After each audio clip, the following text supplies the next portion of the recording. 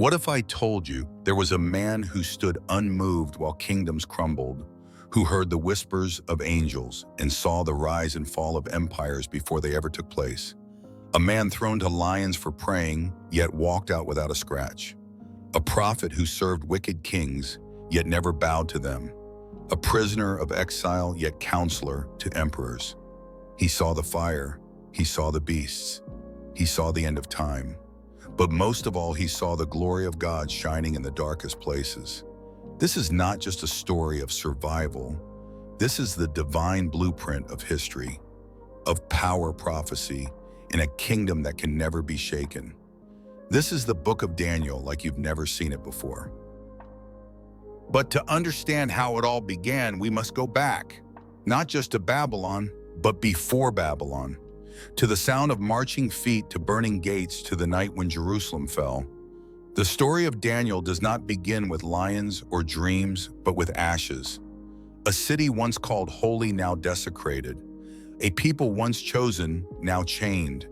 He was just a boy when the empire came, when Babylon wrapped its claws around the neck of Zion. And in that smoke-filled silence, as the temple crumbled and kings were bound, a voice whispered in heaven, "My servant has been taken but not lost. He will not be a victim. He will be my witness."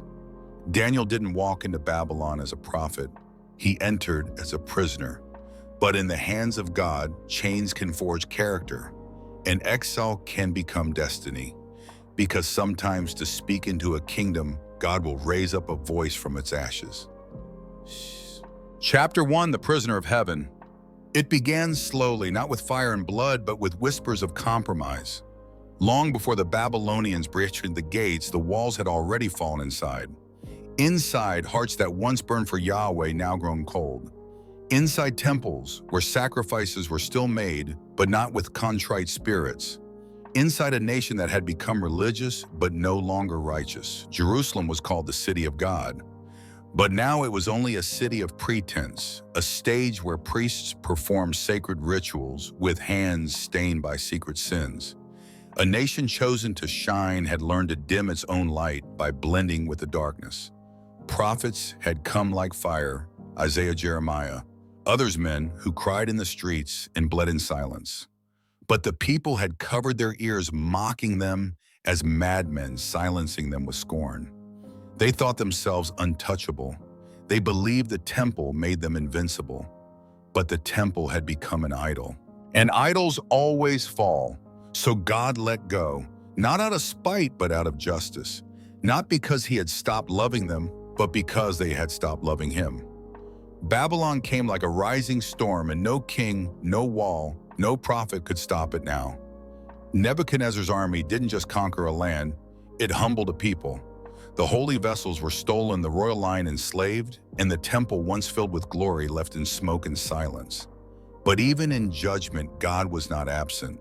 For among the ashes, he preserved seeds, not soldiers, not politicians, teenage boys, boys who still remembered the songs of Zion, who had not yet bowed to the golden altars, who bore names that honored the God of their fathers. Among them, Daniel. His name meant God is my judge. He was not just taken by Babylon, he was taken by providence. He was not merely exiled from Jerusalem. He was planted in Babylon for a purpose greater than any earthly kingdom could imagine. He was not a prisoner of Babylon. He was a prisoner of heaven, and heaven was about to move. Cheer. The Bible where allegiance is tested. The journey from Jerusalem to Babylon was long, but the journey from holy to compromised was much shorter. They were brought into the palace not to be executed, but to be educated, reprogrammed, renamed, and repurposed. The Babylonian strategy was not annihilation. It was assimilation, not by force, but by feasting. The young captives, Daniel, Hananiah, Mishael, Azariah, were given new names honoring Babylon's gods. They were taught Babylon's language myths, science, magic, and mathematics. And they were invited, no commanded, to eat from the king's table. This was no small honor. It was the finest cuisine in the empire, food fit for gods and kings. To eat was to accept. To accept was to bow. But Daniel saw beyond the aroma. He smelled compromise. He knew what others didn't care to ask. Who was this food dedicated to? Whose wine filled these golden cups? To eat was to surrender something sacred. Not just appetite, but identity. Daniel made a quiet resolve. He would not defile himself. Not with idol-tainted delicacies. Not with wine flowing from the arrogance of empire. He did not stage a rebellion. He made a request. He asked for vegetables and water, not because of diet, but devotion. It seemed foolish, insulting even, but God smiled and heaven moved. While others filled their stomachs, Daniel filled his soul. While others adapted to survive, he stood to belong not to Babylon, but to God. And 10 days later, when they were examined, he and his friends looked stronger, brighter, healthier, not because of what they ate, but because of who they served. It was a silent victory. No fire, no lions, no miracles, just a table, just a choice. But in God's kingdom, the small choices often carry eternal weight. Wisdom without arrogance. The world admires brilliance, but brilliance without humility becomes poison. In the halls of Babylon's elite, Daniel and his friends rose swiftly, not by flattery, not by compromise, but by something deeper, a wisdom not born of books, but born of reverence. They mastered the language. They understood the sciences. They stood before kings and scholars not as imitators, but as men anointed. After 3 years of training, the king examined them personally, and what he saw left him speechless.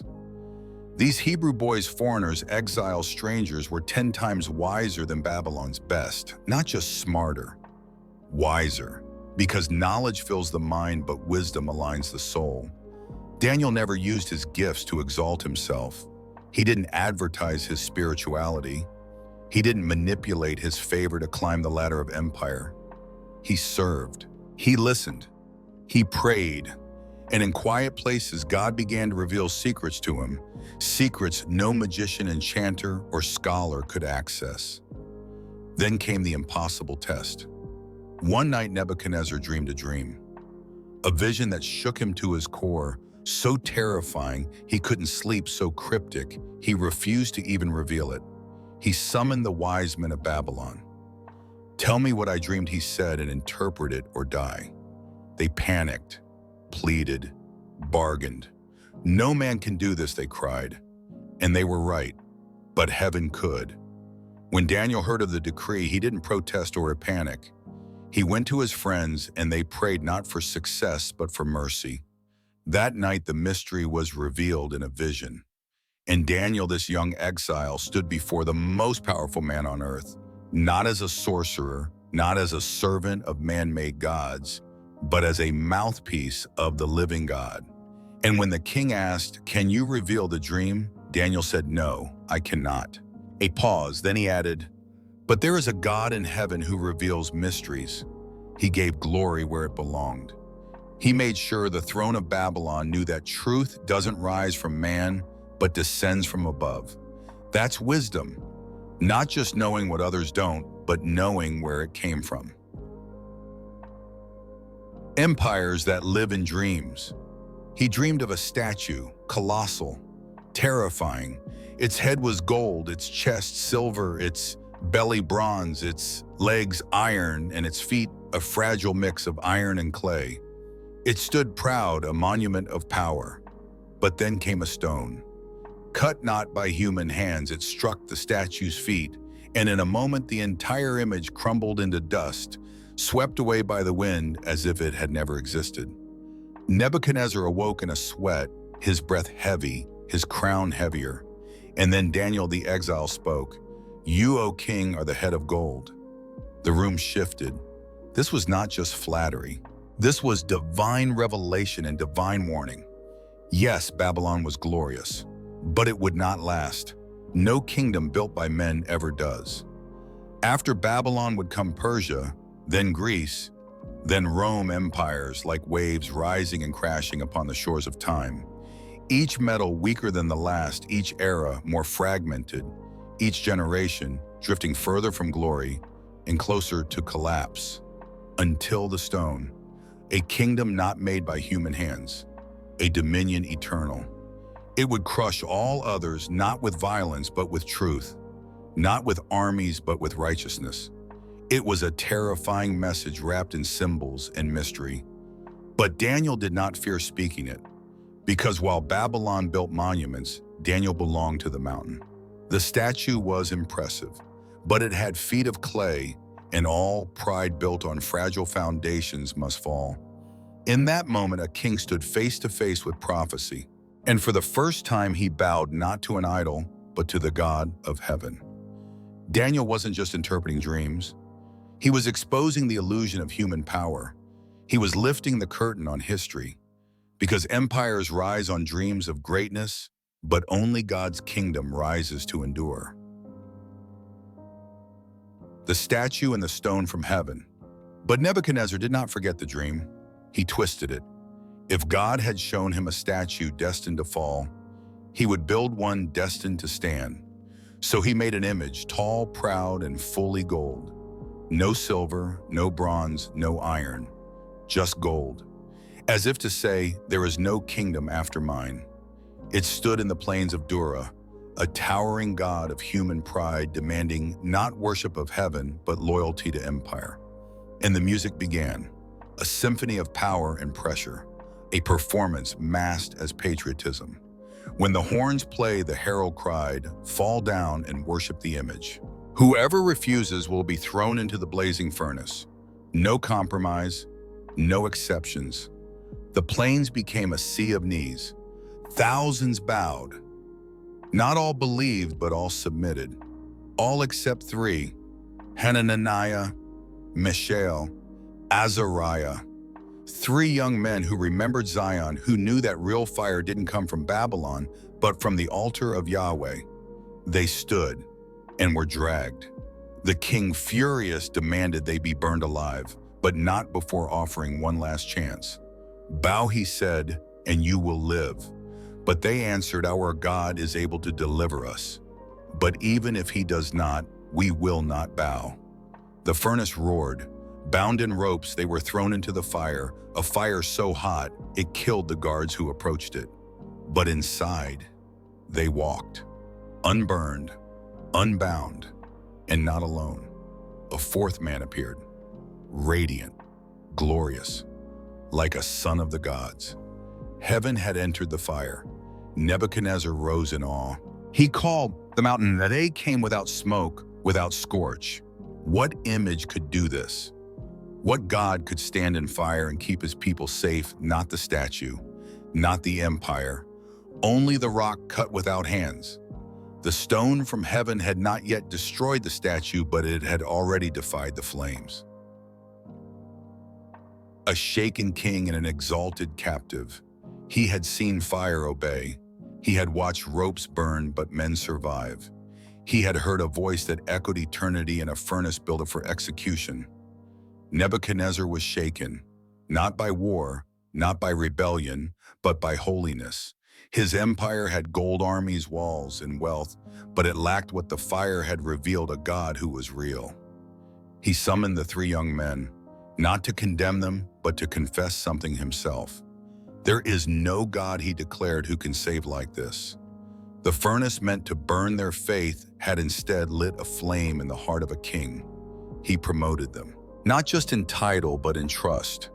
Men who would not bow became voices in a kingdom that once demanded worship. And Daniel the exile, the dreamer, the truth teller, was lifted even higher. He now stood not just before the king, but beside him. But he never forgot where he came from. And more importantly, he never forgot where he belonged. His robes might be Babylonian, but his loyalty remained Hebraic. His tongue might speak Chaldean, but his prayers still rose to the God of Abraham. This is what true elevation looks like. Not a man lifted by ambition, but by allegiance. Not exalted by compromise, but by conviction. Daniel's rise was not just personal, it was prophetic. Because in a world drunk on power, God was planting a witness. not to overthrow empires with swords, but to pierce them with truth. And in the palace of a pagan king, a seed was planted, a seed of reverence, a seed of fear, a seed that said, "The Most High rules over the kingdoms of men." And the king trembled not from fear of men, but from the weight of encountering the eternal. The silent vow of the exile. Not every miracle ends with fire. Some end in silence and quiet resolve and choices no one sees. Daniel's rise was remarkable. From captive to counselor, from exile to empire insider. But the deeper miracle was not his promotion. It was his preservation. He was not consumed by Babylon. He sat in their courts but never dined on their gods. He wore their robes but never traded his identity. While others forgot Zion, Daniel remembered. Not in nostalgia, but in obedience. His life was not loud. No rebellions, no riots, just quiet resistance, prayer at dawn, purity, in private, conviction in secret. Each day he walked a line between loyalty to the king and allegiance to a higher throne. He knew Babylon would not last. He had seen it in visions. He had read it in dreams. But he also knew his role was not to destroy the empire, but to outlast it. Daniel's vow was not made on a battlefield, but in a bedroom window facing Jerusalem 3 times a day. It was a vow to remember who he was and whose he was. A vow whispered, but thunderous in heaven. In a world that bowed to power, Daniel bowed to presence. And in doing so, he became more than a survivor. He became a sign, a living prophecy. He was not just a prisoner of Babylon. He was a prisoner of heaven, held not by chains, but by calling. And heaven was not finished with him yet. Chapter 2, The Empire of Pride. The furnace had cooled, the music had faded, the golden statue stood still, untouched, unburned, but now somehow irrelevant. Nebuchadnezzar had seen a miracle. He had heard the voice of heaven in fire, and for a moment, just a moment, he bowed. But awe fades faster than pride. Babylon's streets returned to noise. The throne regained its pomp. The king walked the palace again, but this time with a question buried deep beneath his crown. Am I not the one who rules it all? It was a seed, small, invisible. But pride always begins in the dark. Though his lips once praised the Most High, his heart began to hunger again, not for truth, but for power. He looked upon his city from the rooftop, the hanging gardens, blooming below the Euphrates, glimmering in the sun walls, so thick they could withstand any siege. And the king whispered to himself, "Is this not Babylon the Great that I have built by my mighty power for the glory of my majesty?" He didn't say it to a crowd. He didn't need applause. The pride wasn't public, it was sacred. Because pride at its core is worship, not of idols, but of self. And heaven heard him. The silence that followed wasn't empty, it was loaded with judgment. Not because God is threatened by pride, but because God loves too much to let it live. Nebuchadnezzar had seen God in fire, but he had not yet seen him in justice. He had bowed, but not broken. He had acknowledged, but not surrendered. And now heaven would act again, not with flames, but with madness. Because when man tries to rise above the heavens, God sometimes brings him down to the dust so he can finally look up. The tree that touched the sky. The warning came in a dream, not of fire or beasts, but of a tree. It reached to the heavens. Its branches spread to the ends of the earth. Birds nested in it. Beasts found shade beneath it. It fed the world. It ruled the skies. But then, a decree. Not from man, not from Babylon, from heaven.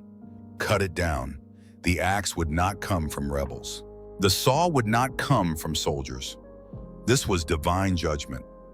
Daniel stood again before the throne, the same Daniel who once interpreted dreams of kingdoms and statues, but this dream, this one was personal. The tree was not just a symbol, it was a sentence, and the king was the tree. Daniel trembled. His voice faltered, not because he feared for himself, but because he loved the man he had served for years. "My Lord," he began, "may the dream be for your enemies. But the tree, it is you," he pleaded, not with arrogance, but with urgency. "Humble yourself," he said. "Break off your sins by righteousness. Show mercy to the oppressed.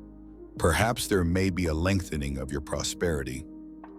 It was not too late. The axe was raised, but it had not yet struck. The tree could still be spared. The stump could still live, but only if pride bowed. And for a moment, even the mighty king hesitated. The dream haunted him. The prophet moved him. But hesitation is not repentance. Fear is not transformation. And 12 months later, the words once whispered in pride would be shouted in madness. The fall of a king. The day was bright. The sky held no omen. The city bustled beneath the palace. And the king spoke.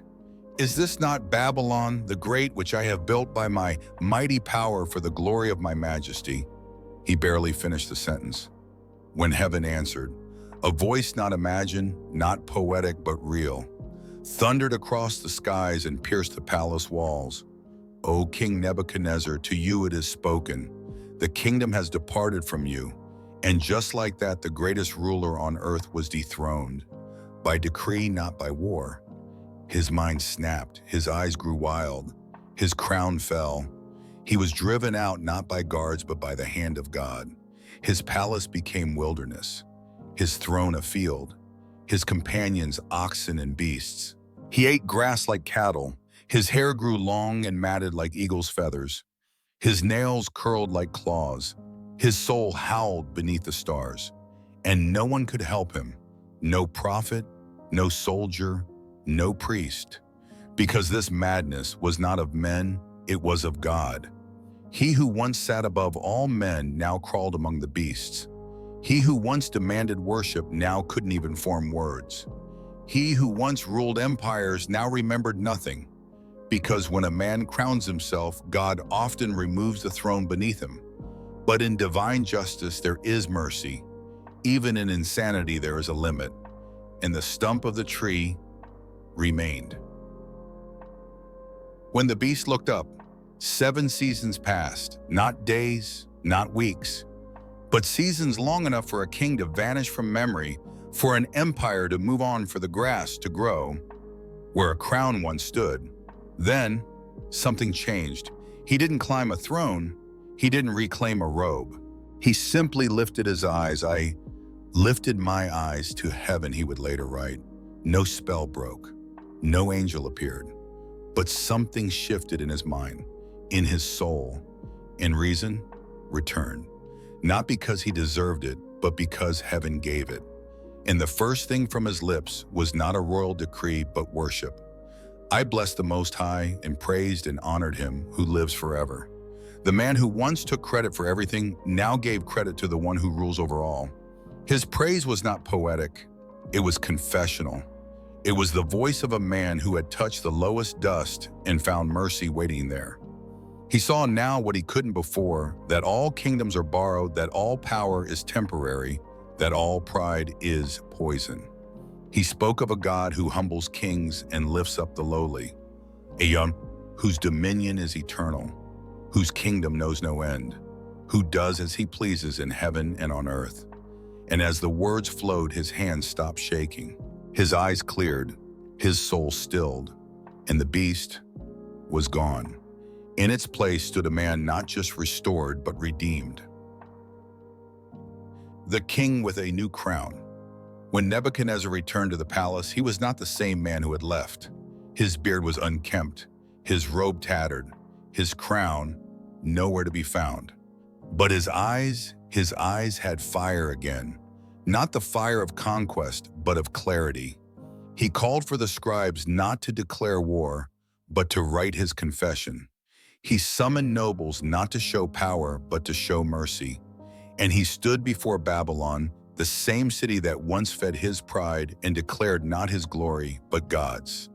"I, Nebuchadnezzar, praise and exalt and glorify the King of heaven, because everything he does is right and all his ways are just." It was not the speech of a politician. It was the song of a man who had danced with madness and found grace in the fire. He spoke of dominion, not his own. He spoke of greatness, not his own. He spoke of power and gave it all back to the one who had never lost it. The people listened in awe, not because of eloquence, but because they saw something they had never seen before a king, humbled. No longer did he speak of my majesty. No longer did he boast of my power. His throne was no longer his identity. His kingdom was no longer his God. He ruled again, yes, but this time with open hands, with bowed head, with eyes fixed upward, because the man who had once tried to build a tower to heaven had now been brought low enough to truly see it. The lesson of an empire. Babylon had watched its king fall and rise again, but this time he didn't rise alone. Something had shifted, not just in the palace, but in the people. The empire had witnessed fire, not from war, but from heaven. They had seen a beast turn man, a tyrant become a witness. And they learned that thrones are temporary, but God's reign is eternal. Brick by brick, the hanging gardens still bloomed, streets bustled, markets thrived. But something deeper stirred beneath the stones. Fear, no, reverence. They no longer worshipped a golden statue. They remembered the fire that had not consumed the three men. They remembered the madness that had consumed the king. And now they heard the name of the Most High on the lips of the mightiest man in the world. What a paradox. What a reversal. The very empire built on pride now echoed with the voice of humility. The nation that once declared who is like Babylon now whispered, who is like God? And so the wind shifted, not in politics, but in spirit. A king had changed, a people had listened, and history was marked. Not by war, not by conquest, but by a man who looked up. Because the greatest empires are not those that conquer lands, but those that recognize the land is not theirs. And the truest strength of a ruler is not in his army, but in his ability to bow. The last words of a fallen king. History would remember Nebuchadnezzar as the builder of Babylon, as the dreamer of empires, as the king who lost his mind and found his soul. But his story ends not in fire nor in glory, but in silence. The man who once filled cities with proclamations left behind no final edict, no farewell monument, no triumphal speech. Only a testimony that heaven rules, that pride destroys, that mercy restores. His reign faded quietly. No chariots rolled, no horns blew. And Babylon turned its gaze to a younger prince, one who did not fear God, nor remember the fire, nor tremble at the dream of a tree. The walls of the city still stood, the towers still gleamed, but the spirit had changed. Because when a nation forgets the lessons written in the scars of its past, it invites the fall its pride once denied. Nebuchadnezzar died, and with him, the fear of God began to die too. In its place, drunken feasts, mockery of sacred vessels, laughter in the shadow of doom. But before the empire fell, before the writing appeared on the wall, before the river ran red, God gave a window. Through a mad king made sane, through a beast made man, through pride, turned to praise. And the story whispers still, every throne has limits. Every king has a sunset, but the Most High rules forever. Chapter 3, The Hand That Wrote Judgment. The torches burned brightly, music echoed through the marble halls, golden goblets clinked, and laughter rose like smoke into the night air. Babylon feasted. It was a night of splendor. 1,000 nobles gathered under the chandeliers of power. Silks flowed, wine spilled, and the world seemed theirs. At the head of the banquet sat Belshazzar, young, ambitious, reckless. He was no Nebuchadnezzar. He did not dream of empires, he devoured them. Raised in the shadow of greatness, he learned the posture of royalty, but not the fear of God. To him, Babylon was invincible. The walls too high, the army too grand, the glory too thick to fail. Outside the city walls, the armies of Persia stirred, but inside Belshazzar laughed. Why fear enemies when you dine behind gates of gold? He wanted more than wine. He wanted spectacle. He wanted to mock power itself. Bring me the vessels, he commanded, the ones taken from the temple of Jerusalem. A hush fell over some. Others chuckled. The sacred cups, those once used in holy worship, now filled with fermented pride. He lifted one high, not in reverence, but in defiance. And as he drank, his eyes gleamed. He toasted to gods of gold and silver, of stone and wood, but not to the God whose name he knew but never feared. It was a night for laughter, for arrogance, for oblivion. But even as the music rose and goblets clanged and the king mocked heaven, a silence gathered, not from men, but from the heavens. Because when man lifts his hand to mock the sacred, another hand begins to move. The fingers of fire, it began as a flicker, a flash on the wall just above the golden lampstand, a place where no shadow should have fallen. Belshazzar paused mid-laugh. The music stumbled. The room tensed. Then from the air itself, a hand appeared. Not a ghost, not a hallucination. A hand, fleshless, radiant, moving with purpose. The fingers stretched out and began to write on the plastered wall. No one spoke. No one breathed. Eyes widened. Jaws dropped. A banquet of 1,000 reduced to silent statues.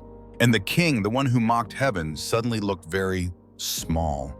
His face turned pale. His knees buckled. He clutched the edge of the table, but the wine spilled like blood. Because what he saw was not a trick, not a magic show, but judgment. The hand moved slowly, deliberately etching words in a language no man could read, and yet everyone understood. Dread settled like smoke. The laughter had died. The arrogance choked. All that remained was the glowing script on the wall, silent, burning eternal. Belshazzar screamed for his magicians, his enchanters, his wise men. "Read it," he shouted. "Tell me what it says." But they stood frozen, trembling, powerless, because this message was not from Babylon, not from Persia, not from any man. It was from heaven, a verdict, a sentence, a final word written by the fingers of the Almighty.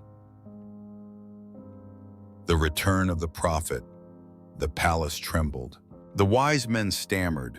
The king sweat like a common man. But then an old name was spoken, not by the nobles, not by the magicians, but by the queen.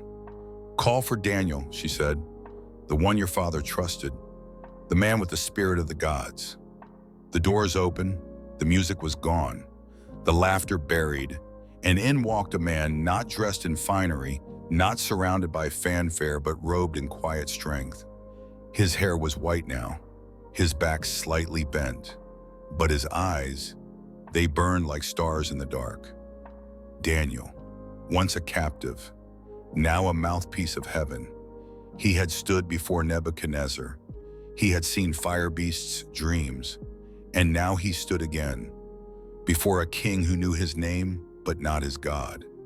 Belshazzar tried to control the tremble in his voice. "If you can read the writing," he said, "I'll clothe you in purple, put a gold chain on your neck, make you third in the kingdom." Daniel said nothing at first. He looked at the wall, at the hand that had vanished, at the letters that glowed like lightning against a backdrop of judgment. Then he looked at the king, and what he saw was not a ruler, but a fool dancing at the edge of destruction. He didn't need purple. He didn't want power. He had something greater: truth. And truth, when spoken in a room full of trembling men, is louder than thunder. The rebuke of the prophet. Daniel did not touch the gold. He did not thank the king. He did not flatter the court. He spoke. "You, O king," he said, "knew all this." His voice cut through the silence like a sword drawn from heaven. "You knew about your father, how his heart was lifted up, how he walked in pride, how God struck him down until he ate grass like an ox and lived with beasts. You knew how he was humbled, how he lifted his eyes to heaven, and how his kingdom was restored when he acknowledged the Most High God. The court was still. "You, O Belshazzar, have not humbled your heart, though you knew all this." That sentence fell like thunder on a room already trembling. You lifted yourself against the Lord of heaven. You brought the vessels of his house and drank wine from them. You praised the gods of silver and gold, of bronze, iron, wood, and stone gods who do not see or hear or know. But the God in whose hand is your breath and whose are all your ways you have not honored. The weight of the words pressed against the pillars. The king's mouth was dry, no jest left in his soul. Daniel's eyes did not waver. He stood not as a guest, but as a judge. He reminded the king of truth he had buried, of reverence he had forsaken, of warnings he had ignored. He had danced in his grandfather's shadow, but refused his repentance. And now the music was gone, the lights had dimmed, and the words glowed brighter than ever before. The writing was not a mystery, it was a mirror. And Belshazzar was looking straight into it. Us the words that measured a king. Daniel turned back to the wall. The letter still burned, etched by a hand not of this world, in a script that cut through the soul. Mene mene tekel phares. 4 words, 4 strikes of the divine gavel, 4 echoes from the courtroom of heaven. Daniel spoke. This is the interpretation of the matter, he said, each word like thunder. Mene. God has numbered the days of your reign and brought it to an end. The palace flinched. 1,000 breaths caught. The king's time was not in his hands. It never had been. Tekel, you have been weighed on the scales and found wanting.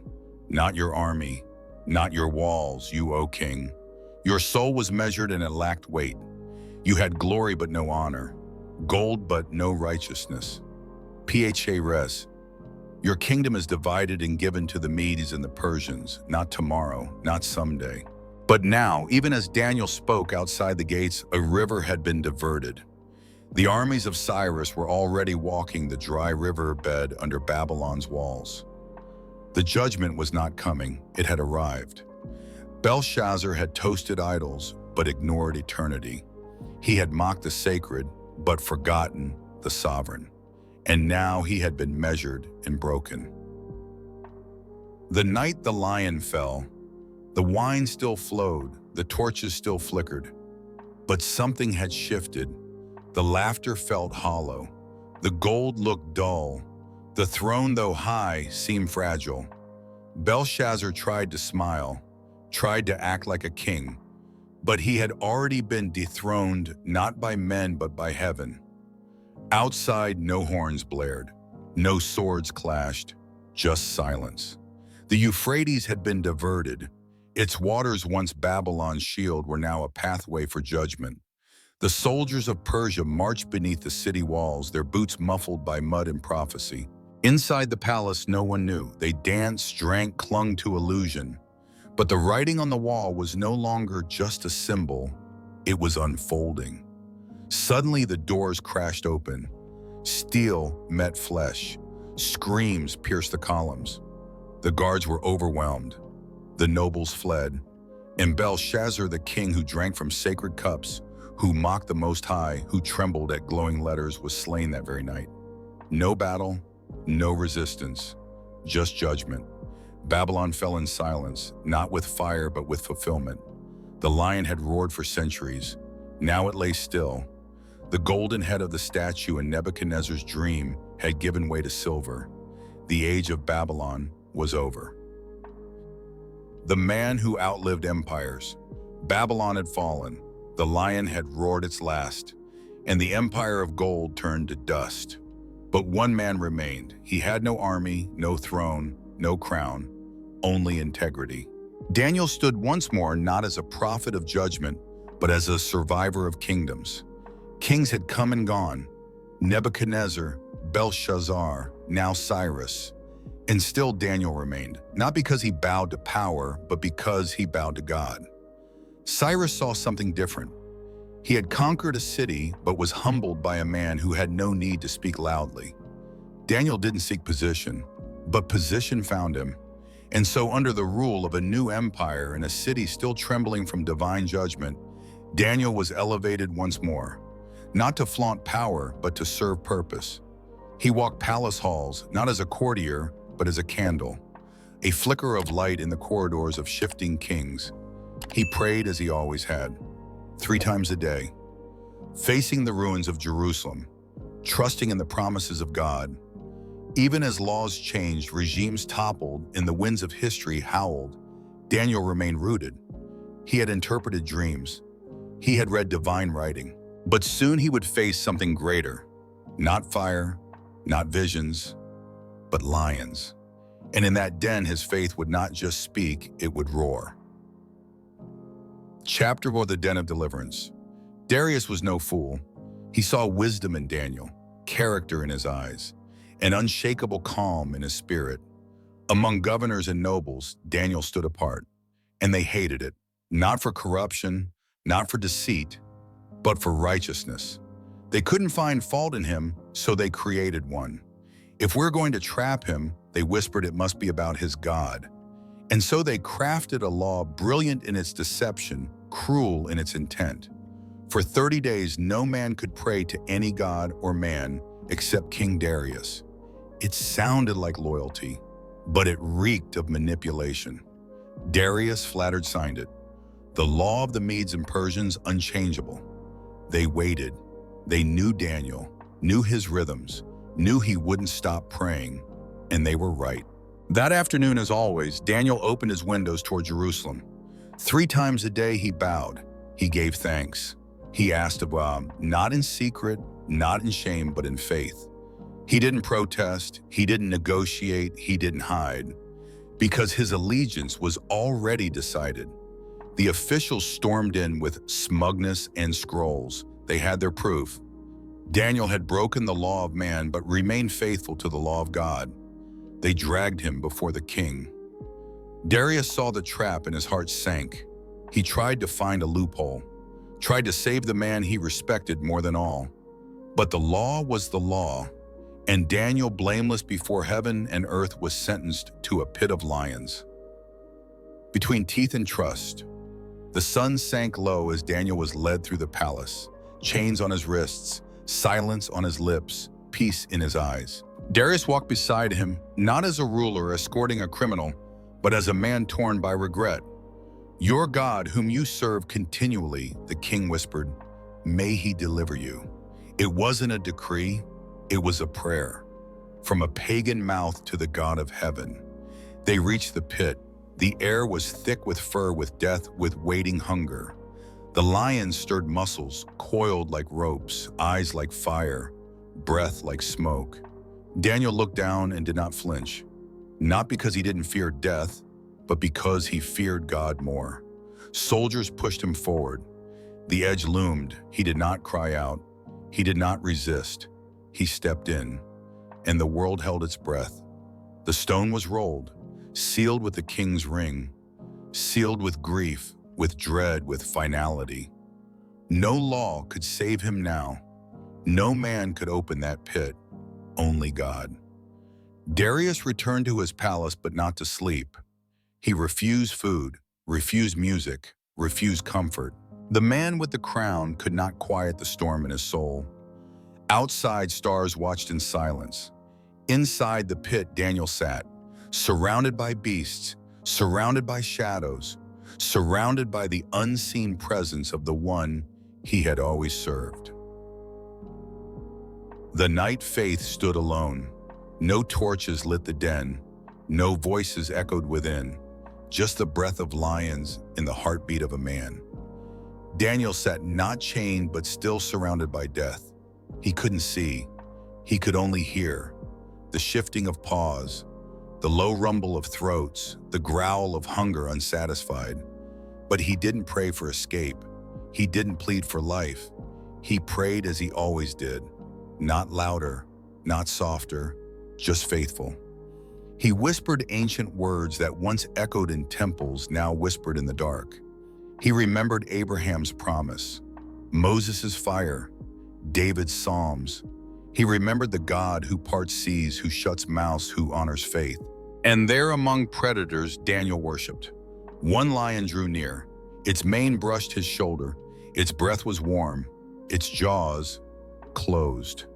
Another circled, but did not pounce. Another watched, but did not strike. Something had changed, not their nature, but their permission.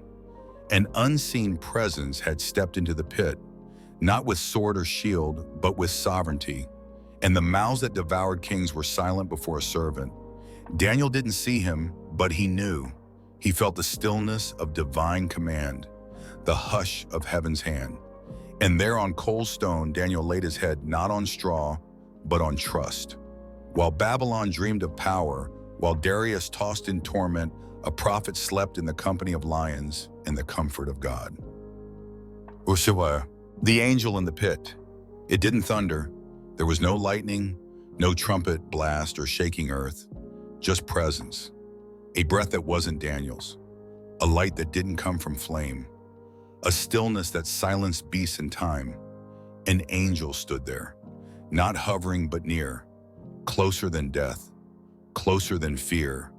No sword drawn, no need. The lions had already obeyed, not because of chains, but because of authority. He didn't speak, but Daniel heard him, not in words but in spirit. Peace like the hush that comes after a storm, like the calm before sunrise. Daniel's eyes closed, not from weariness but from trust. God had not forgotten him. He was not alone in the dark. He never had been. All through the years, from Jerusalem to Babylon, from the courts of kings to the pit of beasts, God had walked with him. And now, when all eyes were shut, when no one was watching, when no witnesses remained, God showed up. Not to prove something to others, but to stay true to himself. The lions lay still, their golden eyes blinking in the holy hush. Daniel breathed slow, and heaven stood guard. It was not a miracle of noise, but of nearness. Not a display of power, but of presence. Because sometimes the greatest miracle is not escape, but endurance. Not rescue from, but rescue within. And in that sacred silence, in that forgotten corner of earth, the eternal met the temporal, and death backed away. The morning that roared mercy. The sky had barely blushed when the king rose from his sleepless night. Darius didn't wait, he ran, not with dignity, but with desperation, past columns of stone, past servants frozen in confusion, past guards too afraid to ask. He reached the pit, the seal still held, but hope was fragile. With a trembling voice, he cried out into the darkness below. Daniel, servant of the living God, has your God whom you serve continually been able to deliver you from the lions? Silence, a pause that felt like eternity, then a voice, calm, clear, alive. O King, live forever. My God sent his angel and shut the lions' mouths. They have not hurt me, for I was found innocent before him, and also before you. The king collapsed not from weakness, but from relief. Joy erupted in his chest, tears rushed to his eyes. Get him out, he commanded. Ropes were lowered, hands reached down, and from the pit rose a man untouched by death. Not a scratch, not a bruise, not even the scent of fear. Daniel stood in the light, older, wiser, and unbroken. Around him, men who once scoffed now stood in awe. He didn't gloat, didn't boast. He simply looked upward and whispered thanks.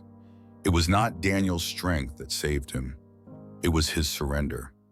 Not his boldness, but his belief. The God who had walked with him in palaces and prisons had not abandoned him to a pit.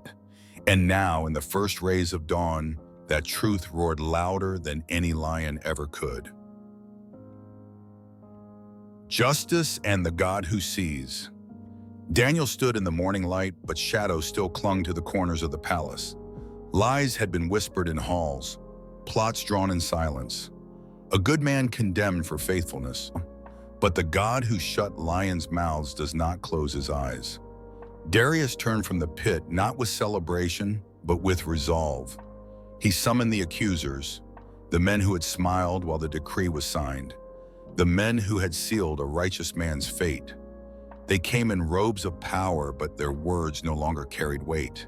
"Take them," Darius commanded, not in rage, but in justice. And those who had dug a pit for Daniel were thrown into their own trap. They fell, and the lion, silent through the night, roared in the morning. A roar not of hunger, but of divine judgment. Justice had been served, not by man, but by the hand that sees all secrets. Then Darius did what kings rarely do. He proclaimed a new decree, not about laws, but about God.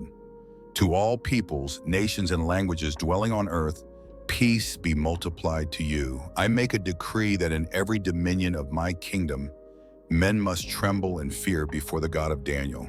For he is the living God, enduring forever. His kingdom shall never be destroyed, and his dominion has no end. He delivers and rescues.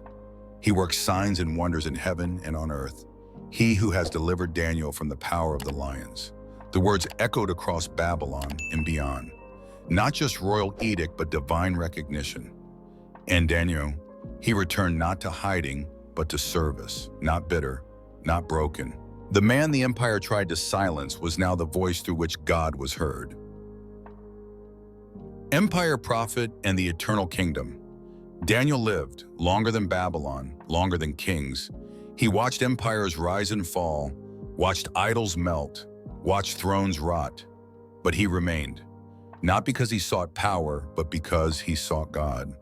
The lion's den was not his end, it was his echo, a declaration that kingdoms tremble before heaven, that laws are dust, but truth is fire. Daniel did not return to comfort. He returned to calling. Visions came, dreams poured forth. He saw beasts rise from the sea, statues crumble, scrolls open, angels descend. He saw a stone cut not by human hands, strike the image of empires and grow into a mountain that filled the earth. He saw the Son of Man riding on clouds presented before the Ancient of Days. He saw a kingdom not made with gold, but with righteousness. A throne not raised by violence, but by holiness. And he saw that the saints would inherit it. Daniel grew old. His hair whitened. His steps slowed, but his eyes they burned. Not with regret, but with revelation. He had served kings, but bowed only to one. And when the day came that his eyes finally closed, the world may have said, "He is gone." But heaven said he has arrived, because Daniel's story was never just about lions or dreams or Babylon. It was about a kingdom that cannot be shaken, a king who reigns forever. And you who have heard this story, what kingdom will you live for? You have just journeyed through fire and exile, through thrones and tombs, through visions of beasts and whispers from heaven. But this is not just Daniel's story, it's yours. Because every generation faces its Babylon, a culture that demands your compromise, a system that mocks your convictions, world that kneels to idols of power, pleasure, and pride. And like Daniel, you have a choice. Will you pray when no one is watching? Will you stand when everyone else bows? Will you trust when the lions circle? The God who shut the lions' mouths has not changed. He still raises up Daniels, not the famous, but the faithful, not the loud, but the loyal. And today he is calling you, not to survive Babylon, but to transform it, not to fear kings, but to proclaim the King of Kings. So live like Daniel, love like Daniel, stand like Daniel, and let your life echo into eternity. If this story moved, you don't let it stop here. Share it. Comment below what part spoke to you most. And subscribe for more stories that awaken faith and reveal the glory of God in every chapter of Scripture.